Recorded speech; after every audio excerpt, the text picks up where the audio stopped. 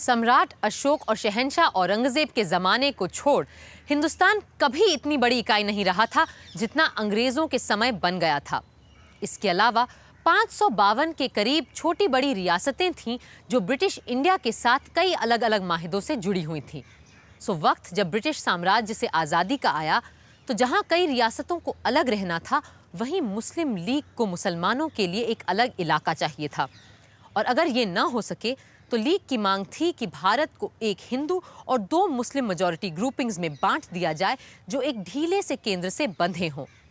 यानी कुछ अजब ही नक्शा उभरने लगा था हमारे देश का। Sindh, Baluchistan, north west frontier province and Punjab will be joined through a corridor to Assam and Bengal. Other states like Bhopal and Hyderabad will join us later. This will be our Pakistan. 2 assembly की बात तो ठीक है कायदे आजम, मगर हमारी खुद मुख्तार पाकिस्तान के डिमांड के बारे में क्या तय हुआ?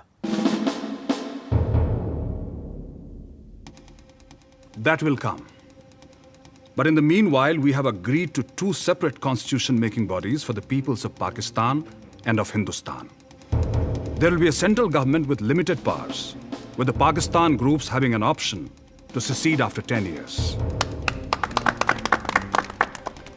जनाब कायदे आजम साहब, हमें अगर ये 2 ग्रुप बनवाने में कामयाबी हासिल हो गई, तो फिर देखिए हम इन हिंदुओं और अंग्रेजों के वो हाल कर देंगे कि उन्हें एक आजाद पाकिस्तान को मानना ही पड़ेगा। मगर ये होगा कैसे? आसान सी बात है। देखिए, एक बार जैसे ही हमने अपने ग्रुप्स के आइन बना लिए, फिर हम मरकज की यूनियन कॉन्स्टिट्यूएंट असेंबली में जाएंगे और हर बात पे इतने अड़ंगे लगाएंगे कि असेंबली का चलना ही दुश्वार कर देंगे। और अगर हिंदू अक्सरियत ने हमारी बात को सुनने से इनकार किया तो हम असेंबली से वॉकआउट कर जाएंगे और उसके फैसलों को मानने से ही इनकार कर देंगे। और क्योंकि हमारे पास अपनी ग्रुपिंग वाले सूबे होंगे, हम उनके किसी कानून को मानने के लिए मजबूर नहीं होंगे। Good thinking, Jamil. In that case, we can demand that an unequivocal undertaking be given to implement the establishment of Pakistan without delay. Send a note to that showboy, Maulana. दूसरी तरफ कांग्रेस किसी भी बंटवारे के खिलाफ थी और इस ढीले केंद्र की बात से बेहद नाखुश। फिर प्रांतों को क्या-क्या अधिकार मिले और रजवाड़ों को कैसे शामिल किया जाए, ये भी अहम मसले थे। ऐसे हालात में केंद्र कुछ कर पाएगा भी या नहीं, ये एक मुअम्मा यानी पजल सा बन गया था। मौलाना, ये क्या बेहुदा मजाक है?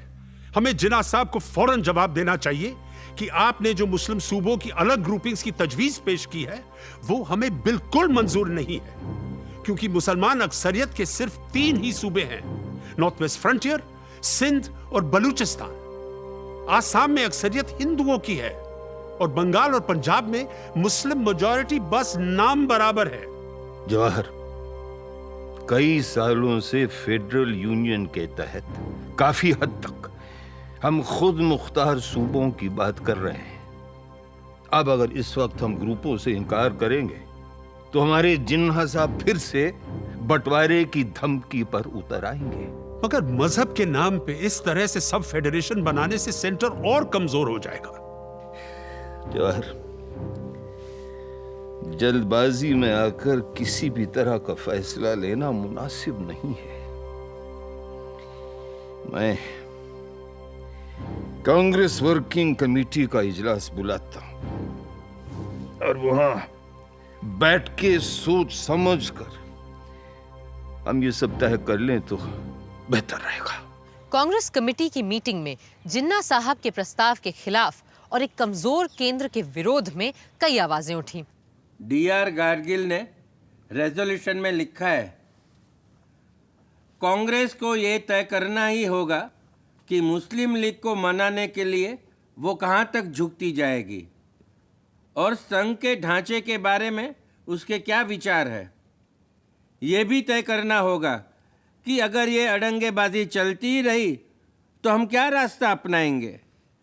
यद्यपि कांग्रेस ने हमेशा एक मजबूत केंद्र की बात की है, पर आज हम एक ऐसी सरकार बनाने को तैयार है जहां शायद दुनिया की सबसे कमजोर सरकार केंद्र में होगी। सूबों को उनके हुकूक देने के खिलाफ तो हम कभी नहीं रहे हैं। 26 जून के रेजोल्यूशन में भी हमने साफ साफ मैक्सिमम प्रोविंशियल ऑटोनॉमी की ही बात की थी, लेकिन हम ऐसे किसी स्कीम को बर्दाश्त नहीं करेंगे जिसकी वजह से हिंदुस्तान के टुकड़े टुकड़े हो जाए। मगर कैबिनेट मिशन के प्रस्तावों की हम अनदेखी भी तो नहीं कर सकते हैं ना। ऐसी स्थिति में केंद्र और सूबों के अधिकारों को बांटना आसान नहीं होगा। कैबिनेट मिशन के प्रपोजल्स के मुताबिक सेंटर के पास सिर्फ 3 चीजें थी, डिफेंस, फॉरेन अफेयर्स और कम्युनिकेशन, और इन पर होने वाले खर्च का इंतजाम, इनसे जुड़ी हुई इंडस्ट्रीज भी जाहिर है सेंटर ही चलाएगा।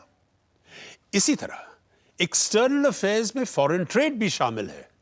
You can not divorce foreign trade from foreign policy. लेकिन जवाहर, ऐसे कामों के लिए भी टैक्सेस के जरिए पैसा जमा करना होगा, तो क्या ये काम सेंटर के हवाले रहेगा या हर सूबा टैक्सेस में से सेंटर को कुछ देने वाला है हमारे मिस्टर जिन्ना की तजवीज के मुताबिक? बकवास, बिल्कुल बकवास। सूबे क्या सेंटर को खैरात देंगे? खैरात से कोई सरकार नहीं चल सकती। सेंटर को अपने खर्चे के लिए खुद टैक्सेस जमा करने पड़ेंगे। यही नहीं, हमें सेंटर के लिए और भी हुकूक चाहिए होंगे। फर्ज कीजिए कि 2 सूबों के बीच झगड़ा हो जाए या अकाल की वजह से इकोनॉमिक ब्रेकडाउन हो जाए, तो लाजमी है इन हालात में सेंटर को दखल अंदाजी करनी पड़ेगी। सेंटर कितना भी कमजोर हो, हमें उसे तरह तरह के हक देने ही पड़ेंगे। पिछले कुछ सालों के वाकयात से यही साबित हो चुका है कि अगर सेंटर मजबूत नहीं होता तो हालात कहीं और ज्यादा संगीन हो सकते थे। फरवरी सन 1947 में ब्रिटिश संसद के इस ऐलान के साथ कि भारत को बहुत जल्द ही आज़ाद कर दिया जाएगा, स्थितियां बहुत बदल गई थीं। अब पाकिस्तान बनने के आसार भी साफ नजर आ रहे थे। ऐसे में पंडित नेहरू ने एक पत्र लिखा और पूरे सदन को वस्तुस्थिति से अवगत कराया। अब जबकि हिंदुस्तान के बंटवारे का फैसला हो चुका है, एक कमजोर केंद्र हमारे लिए बहुत खतरनाक साबित होगा। ऐसा मरकज ना तो अमन व अमान कायम रख पाएगा, ना ही पूरे मुल्क के लिए जरूरी अहम फैसले ले पाएगा, और ना ही इंटरनेशनल प्लेटफॉर्म्स पर मुल्क की पैरवी कर पाएगा। अलबत्ता साथ ही कई मुद्दे ऐसे हैं जिन पर सिर्फ सूबाई इकाइयां ही फैसले ले सकती हैं। इसलिए हमारे आईन का ऐसा फ्रेमवर्क जरूरी है जिसमें फेडरेशन के साथ एक मजबूत मरकज भी हो। इसलिए सेंटर और सूबों के हकों के बंटवारे के लिए 3 फहरिस्तें होनी जरूरी हैं, मरकजी, सूबाई और मिली जुली, यानी the federal, the provincial and the concurrent. 3 लिस्टें जो पेश की गई थीं कुछ इस तरह थीं। केंद्र की सूची में रक्षा, सेनाएं, विदेश संबंध और व्यापार, डाक, तार, रेलवे, जहाज रानी, वायुसेवा, बैंकिंग, इंश्योरेंस, पेट्रोलियम, केंद्रीय कर, आयात कर आदि आदि के साथ केंद्र संचालित पुस्तकालयों, संग्रहालयों और बनारस हिंदू और अलीगढ़ मुस्लिम यूनिवर्सिटीज जैसे संस्थान समेत 87 विषय थे। वहीं प्रदेश की लिस्ट में शांति व्यवस्था, पुलिस, जेल, स्वास्थ्य, कफन दफन, कृषि, जल संसाधन, मत्स्य पालन, भूमि, जंगल, खाद्य पदार्थ, इन सब पर लगने वाला कर, चुंगी और स्थानीय प्रशासन, शिक्षा आदि आदि जैसे 57 विषय रखे गए थे। तीसरी कंकरेंट यानी सहगामी या साझा फहरिस्त में आपराधिक न्याय व्यवस्था, बिजली, ब्याह शादी, तलाक, वसीयत, अखबार, किताबें, फिल्म प्रदर्शन, मोटर गाड़ियों, पागलखानों, जहर और जहरीली दवाइयों, जानवरों के प्रति सद्व्यवहार, मर्दमशुमारी जैसी 36 चीजों को रखा गया था। और हाँ, बॉयलर्स को भी। मंत्रिमंडल के सदस्य और प्रांतों के मंत्री दोनों ही इस फहरिस्त से संतुष्ट नहीं थे। मुझे पता चला है कि आप यूनियन, स्टेट और कंकरेंट लिस्ट से खुश नहीं हैं। मैं अपने पोर्टफोलियो के बारे में बात कर सकती हूँ। हेल्थ को अगर स्टेट सब्जेक्ट बना दिया जाता है तो हम कैसे हिंदुस्तान भर के डॉक्टरों और अस्पतालों का एक लेवल इंश्योर कर पाएंगे? अमृत कौर जी, हर सूबे की ज़रूरतें अलग अलग हैं। जैसे कि कई जगहों पर अस्पताल वगैरह पहले ही से ही है और कई जगह पे तो बिल्कुल नहीं है। इसीलिए स्वास्थ्य को राज्य की सूची में रखना ही सही समझा गया। मैं जानती हूँ हालात और ज़मीनी सच्चाई हर प्रांत और सूबे में अलग हैं, पर जहाँ तक स्वास्थ्य का मामला है, हम सब यही चाहते हैं कि सारे हिंदुस्तानियों को एक जैसी सेवाएं और सुविधाएं मिलें। तो मेरा ये कहना है कि हेल्थ जैसे सब्जेक्ट को अगर केंद्र की लिस्ट में नहीं तो कम से कम कॉन्करेंट लिस्ट में तो जरूर रखना चाहिए। फिर तो वो न यहाँ का रह जाएगा न वहाँ का। पंत साहब का बस चले तो कंकरेंट लिस्ट को अबॉलिश ही कर दें। तो ये बताइए, फिर हेल्थ को सेंटर की लिस्ट में क्यों ना लिया जाए? 87 चीजें तो रख ली हैं आपने केंद्र की सूची में, इसे भी ले लीजिए। जवाहरलाल जी, जब तक प्रांतों को आप कुछ जिम्मेदारी देंगे नहीं, सूबे जिम्मेदारी लेना सीखेंगे कैसे? कांग्रेस ने हमेशा विकेंद्रीकरण की बात की थी, पर अब जब अमल का समय आया है, हम झिझक क्यों रहे हैं? वैसे भी मेरा मानना है कि भारत जैसे विशाल देश को केवल दिल्ली से नहीं चलाया जा सकता है। आज़ादी के 6 दिन बाद 21 अगस्त 1947 को संविधान सभा ने केंद्र और प्रांतों के बीच अधिकारों के बंटवारे के लिए यही 3 सूचियां पारित की। कमोबेश आज तक केंद्र और राज्यों के बीच काम के बंटवारे का आधार यही 3 फहरिस्तें हैं। मगर केंद्र और सूबों के बीच का अंतर संबंध क्या होना चाहिए और केंद्र कितना शक्तिशाली होना चाहिए, इन प्रश्नों पर गहराई से सोच रहे थे doctor Ambedkar. However much you may deny powers to the center, it is difficult to prevent the center from becoming strong. Conditions in the modern world are such that centralization of powers is inevitable. On the other hand, we must resist the tendency to make it stronger. It cannot chew more than it can digest. Its strength must be commensurate with its weight. It would be a folly to make it so strong that it may fall by its own weight. We must realize that our people have yet to learn how to use it. Democracy in India is only a top dressing on an Indian soil, which is essentially undemocratic. पर सभा के दूसरे सदस्यों के अपने अपने अलग विचार थे। इन सारे सतरंगी ख्यालों के इंद्रधनुष को ही तो देखने का मजा था संविधान सभा में। सर, ये ड्राफ्ट कॉन्स्टिट्यूशन, चाहे इसे हम किसी भी नाम से पुकारें, फेडरल कहें या यूनिटरी, पार्लियामेंट्री या फिर प्रेसिडेंशियल, असल में ये एक सत्तात्मक यूनिटरी कॉन्स्टिट्यूशन की बुनियाद तैयार कर रहा है, न कि एक फेडरल संविधान की। यूनिटरी से मेरा अर्थ है कि बहुत सारी सत्ता घुमा फिरा करके हमने सेंटर को दे दी है और सूबों को कुछ भी नहीं। सर, यह संविधान लोगों को कुछ भी अधिकार नहीं देता, ना परिवार को, ना गांव को, ना जिले को, ना सूबों को। डॉक्टर अंबेडकर ने सब कुछ केवल सेंटर के लिए रख लिया है।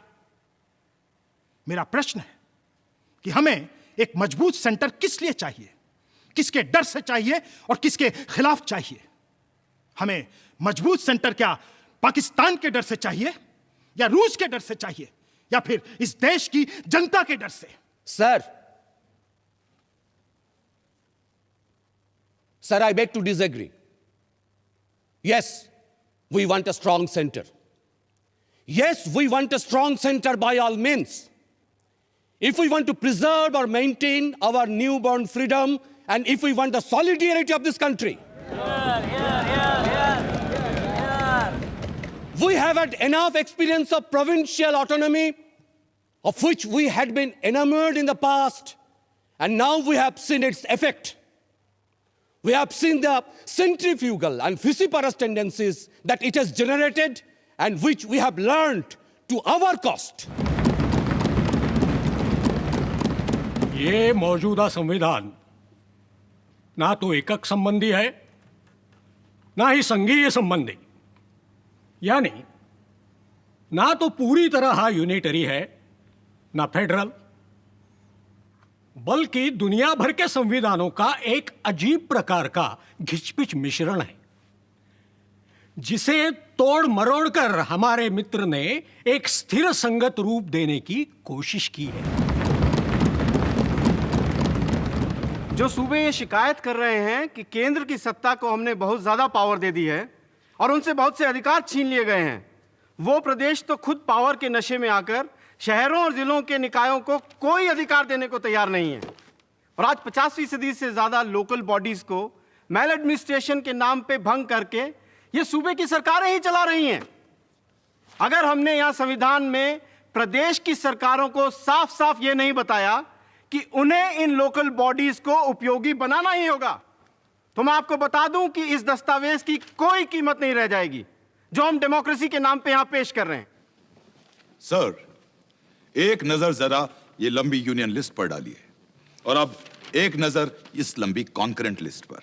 ये वो सारे हुकूक हैं जो मरकजी सरकार अपने हाथ में ही रखना चाहती है और इस तरह हमारे मुल्क के फेडरल सिस्टम को एक यूनिटरी सिस्टम में तब्दील कर देना चाहती है। इस तरह की मंशा से चलाई गई सरकार, मुझे डर है कि जल्दी ही एक डेमोक्रेटिक नहीं बल्कि तानाशाही सरकार बन जाएगी।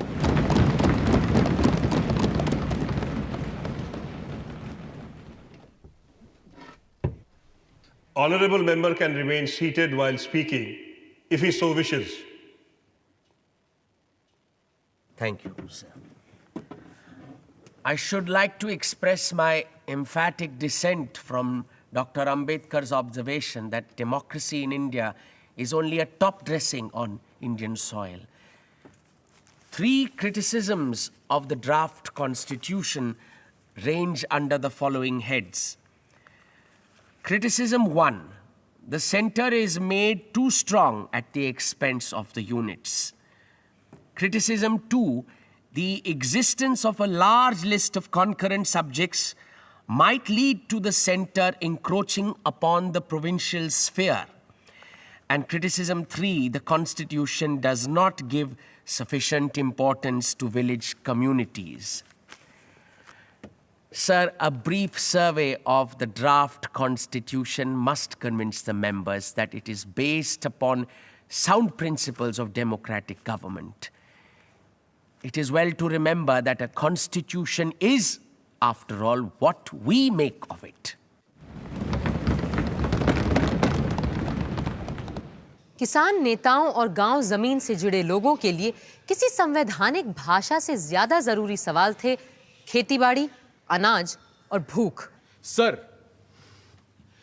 यदि आप भारत में सभी चीजों का, जिनमें कृषि की अर्थव्यवस्था भी शामिल है, प्लान्ड विकास चाहते हैं, तो यह आवश्यक है कि कृषि के विकास, विचार और कृषि की अर्थव्यवस्था को हम राज्यों नहीं बल्कि केंद्र की सूची में रखें।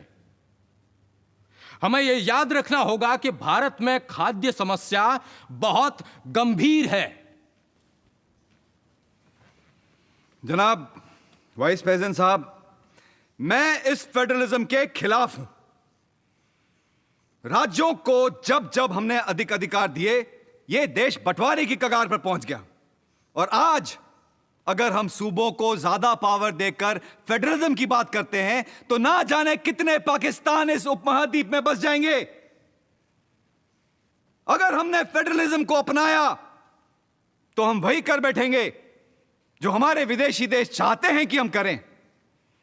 एक कटा हुआ जर्मनी, एक बटा हुआ कोरिया, इन विदेशी ठगों की मनमुराद है अपने देश की ताकत को फेडरल, कॉन्करेंट और प्रोविंशियल के नाम पे बांटना एक आत्महत्या करने जैसा कदम है और यह हर हालत में हमारे देश को कमजोर करेगा। उस दिन डॉक्टर अंबेडकर बोले कि हमारा संविधान फेडरल भी है और यूनिटरी भी, शांति के वक्त फेडरल और युद्ध के वक्त यूनिटरी। पर मैं पूछता हूं कि यह युद्ध और शांति का बंटवारा केवल एक झूठी कल्पना भर है, क्योंकि हम किसी वॉर या पीस में नहीं बल्कि कोल्ड वॉर के जमाने में जी रहे हैं।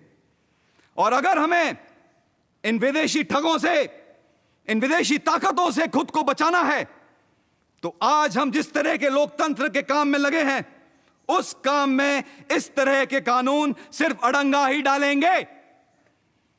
Sir, when Alexander attacked India, we understand that India was divided into 52 autonomous units. And we know what consequences it produced. So the possibilities of conflicts can be best lessened by the center being given power to intervene effectively whenever and wherever provincial jealousies may threaten the unity or impede the progress of the country as a whole.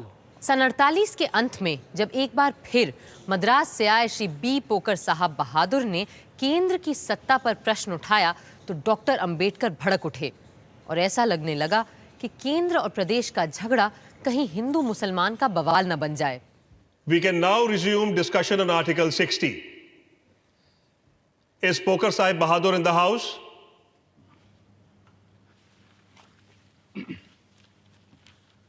I submit, sir. Now,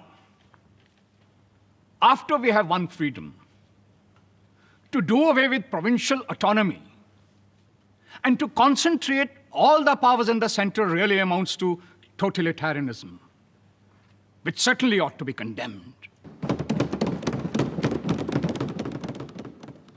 Therefore, I submit that at least with reference to matters in the concurrent list, even though the center may have legislative power, the executive power with reference to those subjects should be left to the provinces. I'm afraid Mr. Poker Sahib is raising a controversy. Is it not a fact that whips are being issued over such questions? That may be so. That, I said, is the position as I understand it. Now, sir, it must have been noticed, and I say it merely as a matter of fact and without any kind of insinuation in it at all, that a large number of members who have spoken in favor of the First Amendment to ensure more powers to the states are mostly Muslims. No. The Muslim League took up such an adamant attitude on this point that the Secretary of the State had to make certain concessions in order to reconcile the Muslim League to the acceptance of some sort of responsible government at the center. With your permission, sir, may I just correct my learned friend? This constitution is being framed for the present Indian Union, in which there is not a single province in which the Muslims are in a majority. Muslims as such are not in the least to be particularly benefited by this amendment. My complaint is that the Muslim members are repeating arguments which were valid when the Muslim League was there and Muslim provinces were there.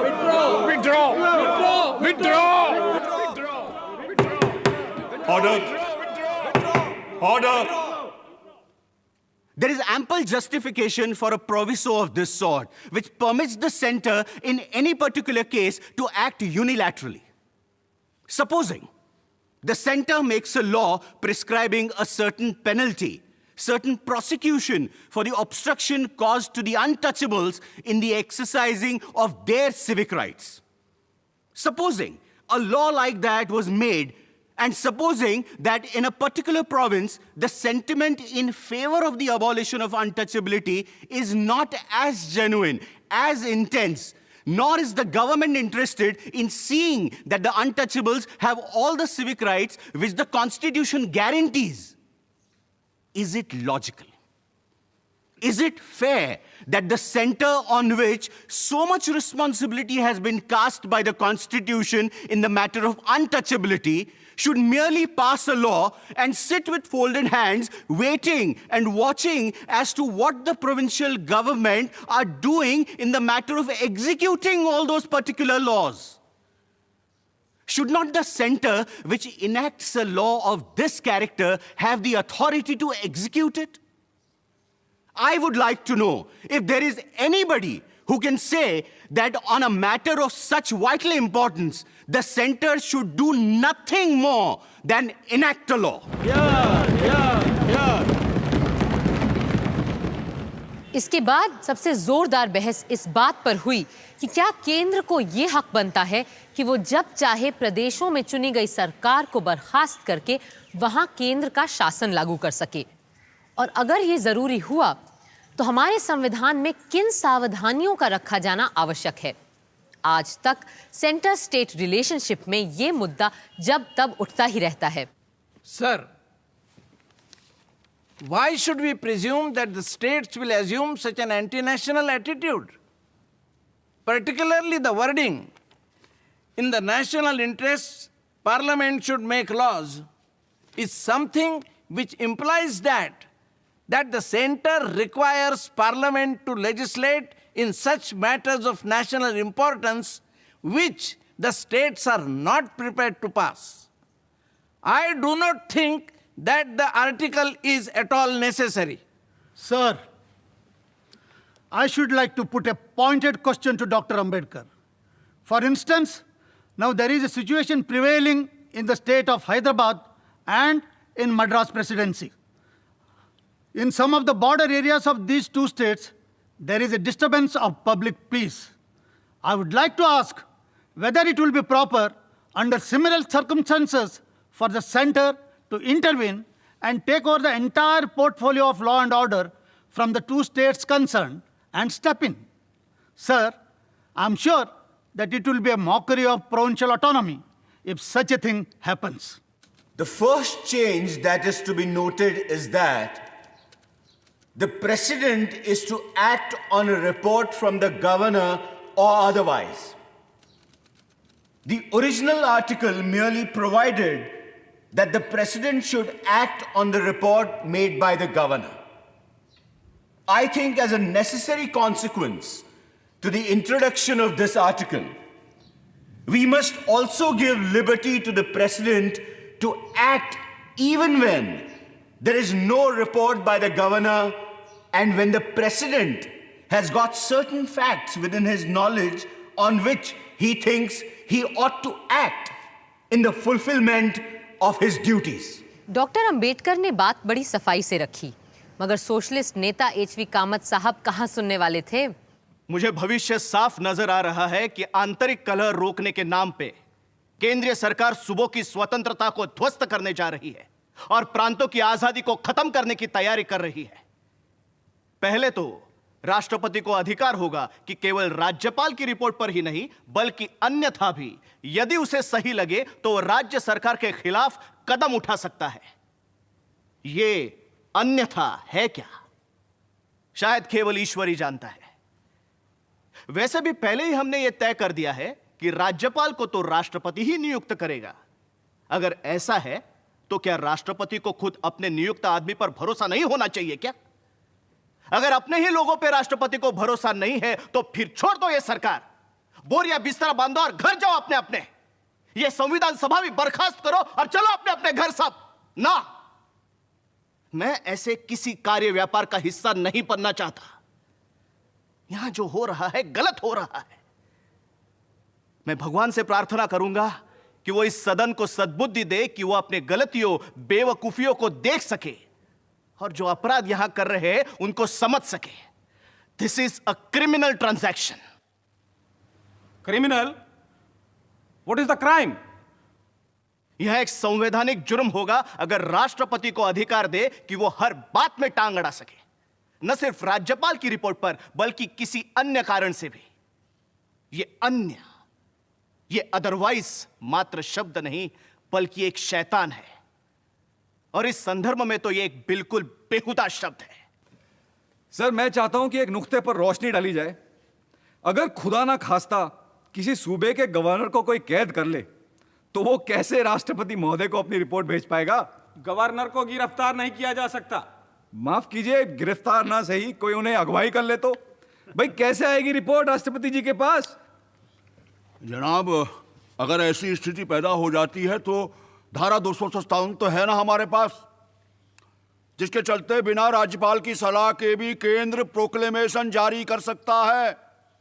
यानी राष्ट्रपति बिना governor की report के भी अपने विवेक के अनुसार कदम उठा सकता है और राज्य की सत्ता अपने हाथों में ले सकता है। Sir, let us have a little realism about our discussions and about our constitution making.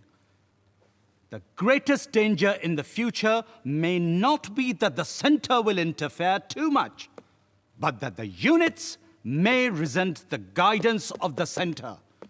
And what do we mean by saying that the president may take the powers into his own hands and may become an absolute dictator?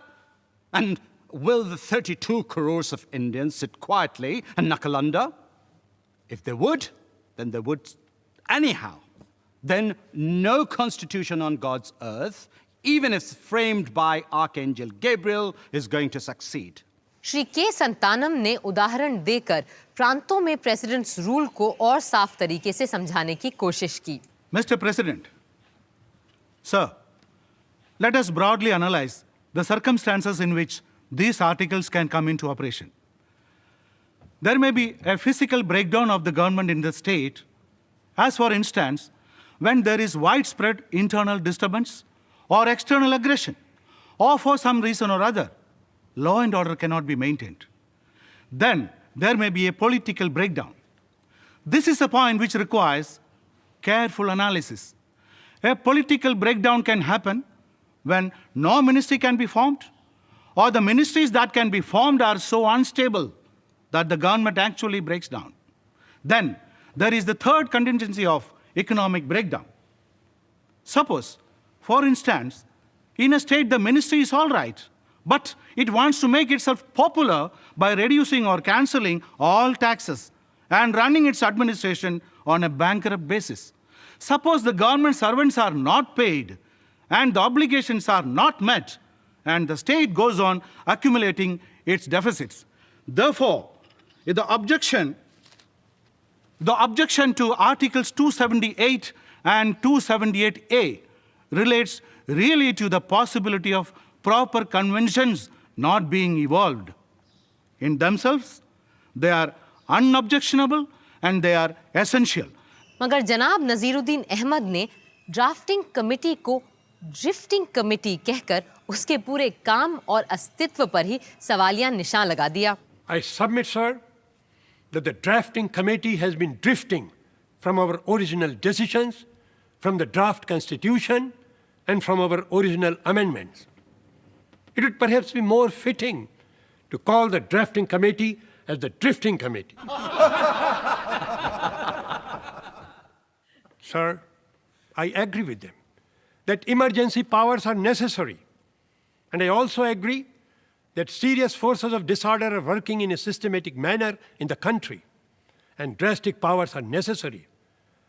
But what I fail to appreciate is the attempt to take away the normal power of the governor or the ruler of the state to intervene and pass emergency orders. It is that which is the most serious change. In fact, originally the governor was to be elected on adult suffrage of the province. But now we have made a serious departure that the governor is now to be appointed by the president. This is the first blow to provincial autonomy. पहले दिन सभा का समय समाप्त हो गया तो नजीरुद्दीन अहमद साहब अगले दिन भी बोलते ही रहे। The fear of the communists is at the back of these emergency powers being centralized. This was the very reason which led Hitler to establish his dictatorship.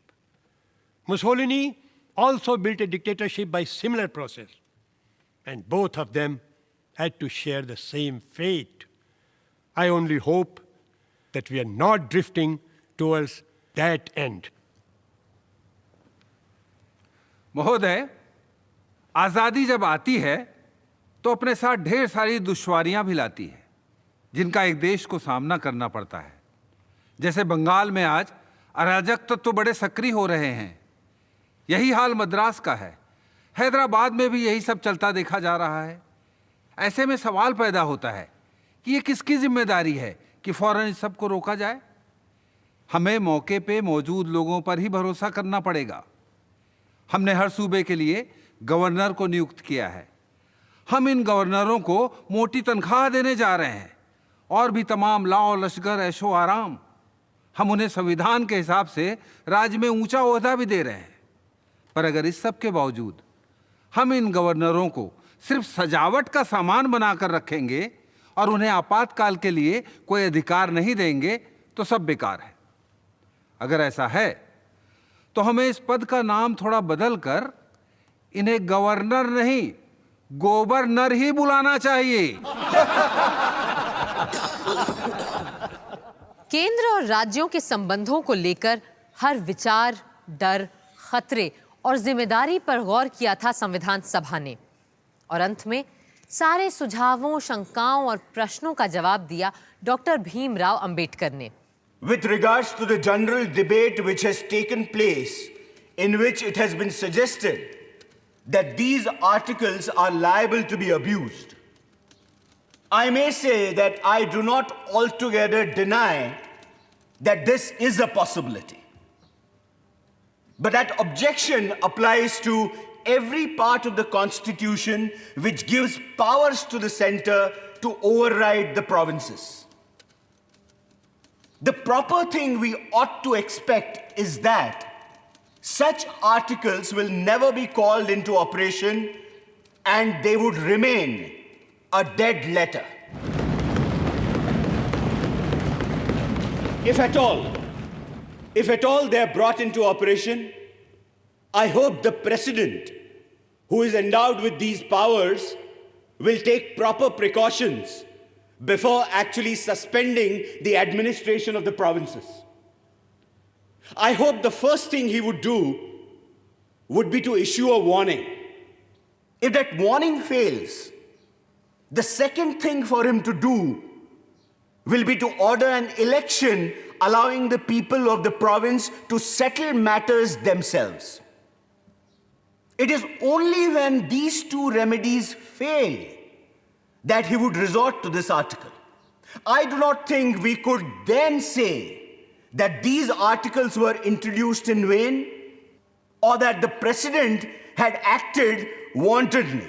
उधर गांधीवादी लोग एक अलग ही तरह के भारत की कल्पना कर रहे थे और महात्मा गांधी के एक अनुयायी श्रीमान नारायण अग्रवाल साहब ने सन 1945 में ही बापू के विचारों को पढ़ के, समझ के और उनसे बात करके एक गांधीवादी संविधान का मसौदा तैयार कर दिया था।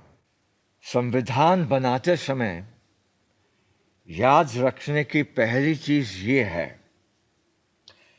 कि जिस बात का संबंध सबसे हो उसे सब मिलकर ही तय करें। पर इस तरह लोकतंत्र किस दिशा में जाएगा बापू? उस दिशा में जहां अहिंसा हो और विकेंद्रीकरण हो। जनतंत्र की परिभाषा मेरी समझ में वो राज है जिसमें हर दीनहीन के पास वो अवसर हैं जो सबसे शक्तिशाली के पास भी हो, और हिंसा के बल पे ऐसा कभी नहीं हो सकता। और इसलिए आप मानते हैं कि भारत के भविष्य का संविधान सुगढ़ सुचालित ग्राम सभाओं पर आधारित हो, जो प्रजातंत्र को सीधे और अच्छे तरीके से चला सकें, जहां मनुष्य और पर्यावरण पर अहिंसा वाली ग्राम शिल्प की संस्कृति और अर्थव्यवस्था हो, और मनुष्य से सीधा संपर्क और संबंध हो। गांव के गणराज्य ही स्वराज की मूल इकाई होनी चाहिए, जिनके पास सारे सामाजिक, आर्थिक और राजनीतिक निर्णय लेने की पूरी स्वतंत्रता हो। फिर गांवों को तालुका, जिला, सूबा और संघ की पंचायत, विधानसभा और सांसदों के जरिए अखिल भारतीय केंद्र की इकाइयों से जोड़ा जाए। सही समन्वय बनाना होगा और केंद्र की सांसद का काम बहुत ही सीमित होगा, क्योंकि हमारे सिद्धांत के अनुसार अधिकतर अधिकार ग्रामों, लोकल बॉडीज और सूबों के पास ही होंगे। ठीक कह रहे हैं बापू आप। केंद्र का काम केवल रक्षा, आर्थिक विकास, सूबों के बीच समन्वय, परिवहन, संचार, मुद्रा, कस्टम, अंतर्राष्ट्रीय व्यापार जैसे प्रमुख उद्योगों तक ही सीमित होना चाहिए। और शायद कुछ राष्ट्रीय महत्व के शैक्षिक संस्थानों को चलाना, राज्यों को शिक्षा के स्तर के बारे में सलाह देना, विदेश नीति तय करना भी केंद्र का काम हो सकता है। पर बाकी सारे अधिकार और निर्णय संघ की प्रांतीय इकाइयों के पास ही होने चाहिए। याद रहे, वही हुकूमत अच्छी होती है जो सबसे कम हुक्म चलाए। श्रीमान नारायण अग्रवाल द्वारा लिखी स्वतंत्र भारत के लिए संविधान नामक पुस्तिका की भूमिका महात्मा गांधी ने लिखी थी और कहा था कि हालांकि इसके हर शब्द से शायद मैं इत्तेफाक नहीं रखता, किंतु मेरे पास समय की कमी होने से प्रिंसिपल श्रीमान नारायण अग्रवाल ने वो कर दिखाया है जो मैं नहीं कर सका। संविधान सभा के गांधीवादी सदस्य इसी को नए संविधान का आधार बनाना चाहते थे। सर, हमारे मुल्क में 7 लाख गांव हैं। महात्मा गांधी की कृपा से हमारी आजादी की लड़ाई गांव तक पहुंच गई थी और गांवों के आधार और बल पर ही आज हमारा हिंदुस्तान आजाद हुआ है। पर आज जो कॉन्स्टिट्यूशन हमारे सामने है उसमें कहीं गांव का कोई भी जिक्र है? कहीं उसकी कोई तस्वीर है? नहीं, नहीं, नहीं और नहीं।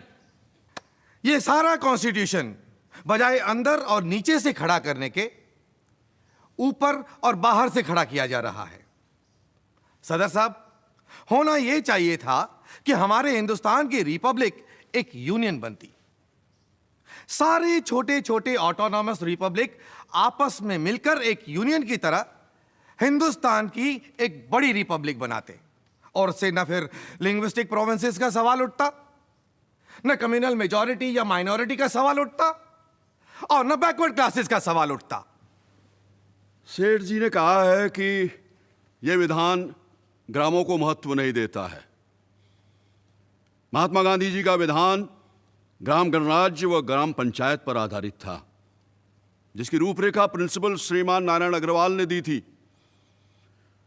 और मेरे विचार से विधान के उस अंग पर हमें सावधानी से सोचना होगा। उधर डॉक्टर अंबेडकर शायद अपने निजी जीवन के तल्ख तजुर्बों के कारण ग्रामीण जीवन और ग्राम पंचायतों के बारे में कोई खास अच्छी राय नहीं रखते थे। A criticism against the draft constitution is that the new constitution should have been drafted on the ancient Hindu model of a state, and that instead of incorporating Western theories, the new constitution should have been raised and built upon village panchayats and district panchayats. There are others who have taken a more extreme view. They do not want any central or provincial governments. They just want India to contain so many village governments. The love of the intellectual Indians for the village community is, of course, infinite, if not pathetic. I hold that these village republics have been the ruination of India. I am therefore surprised that those who condemn provincialism and communalism should come forward as champions of the village. What is the village but a sink of localism, a den of ignorance, narrow-mindedness, and communalism? I'm glad that the draft constitution has discarded the village and adopted the individual as its unit. Sir, according to Dr. Ambedkar, the villages have been the ruination of India. The villages have been the den of ignorance. If that is the case now, that is due to us, who have been living in the towns, who have been shining under the foreign bureaucracy and foreign rule. Our villages have been starved. Our villages have been strangled deliberately by the foreign government, and the townspeople have played a willing tool in this ignoble task. Resuscitating the villages, I think, should be the first task of Future Free India. I have told you, sir, that we have been taught according to the Gandhian outlook and the Congress outlook, that the future constitution of India would be a pyramidal structure based on the village panchayats. If we can build the whole structure on the village panchayats, on the willing cooperation of the people, then I feel the center would automatically become strong. Sir, I'm sorry that Dr. Ambedkar went out of his way to speak about village panchayats and say that they did not provide the proper background for a modern constitution. I think that in spite of revolutions and changes, they have preserved Indian life, but for them, India will be a chaos. I wish that some statutory provision had been inserted regarding village autonomy within proper limits. For local autonomy for each village must constitute the basic framework for the freedom of this country. I do not want to say anything more than what Dr. Ambedkar has said. He is a bit too pessimistic. I do not agree that we can never reform the villages and develop them for self-government. This country will ultimately consist of a number of village republics, autonomous as far as possible, knitted together into a number of states with a union at the center. मौलाना हसरत मोहानी हरदम की तरह इस बात पर भी Soviet रूस को भारत में खींच हिलाए।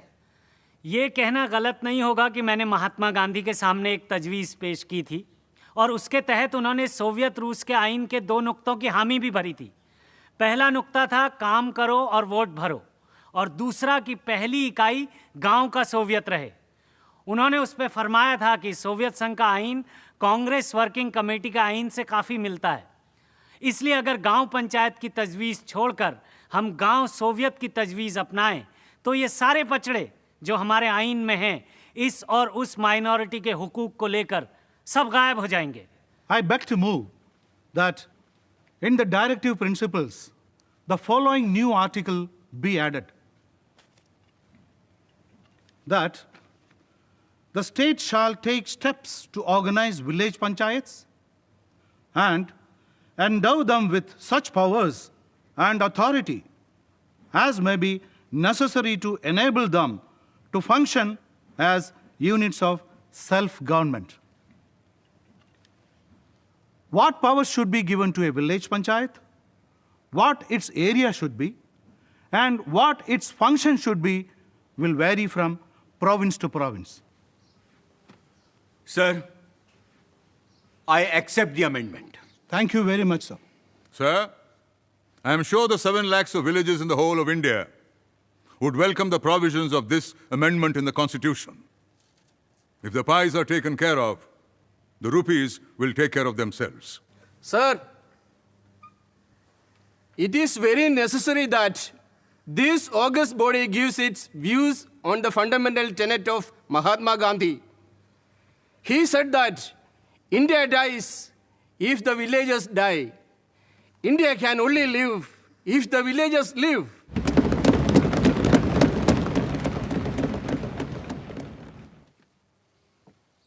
Sir, as I accept the amendment, I have nothing more to add. और इस तरह गांव और ग्राम पंचायतों को हमारे संविधान में स्थान देना ही पड़ा डॉक्टर अंबेडकर को। पर असल में ये झगड़ा न शहर गांव का था, ना ही महात्मा गांधी और डॉक्टर अंबेडकर के दृष्टिकोण का।